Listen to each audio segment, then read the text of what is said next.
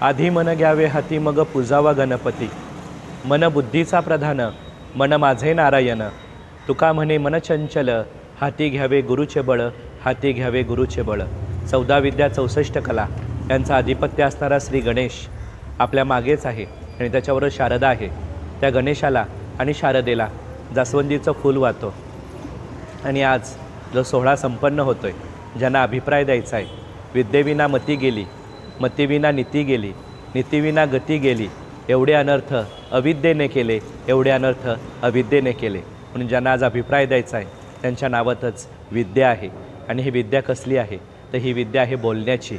तुका म्हणे वाणी शुद्ध जनार्दन जनी. माऊली म्हटले ह्या वाणीतूनच आपण जग जिंकू शकतो. म्हणून ज्यांनी जीभ जिंकली त्यांनी जग जिंकलं.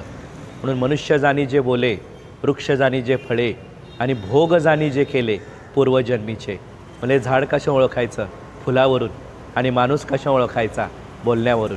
असं गोड बोलणं, सूत्रसंचालन, सुयोजनबद्ध व्यवस्थापन ज्यांचं आहे, असं एक व्यक्तिमत्व, त्यांनी केलेले कार्यक्रम, त्या घेतलेला अनुभव, त्यातून त्यांच्या ह्या उत्तुंग आयुष्याला आणि त्यांच्या शिखराला कीर्तीचा कळस लागो, हीच आज मोरया गोसावीच्या चरणी आणि गणेशाच्या चरणी प्रार्थना करतो. म्हणून ह्या विद्येला विश्वविद्या व्हावं याच माझ्या सदिच्छा.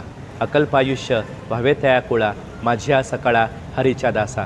याच काळजापासून सदिच्छा आणि शुभेच्छा. रामकृष्ण हरी. रामकृष्ण हरी माऊली.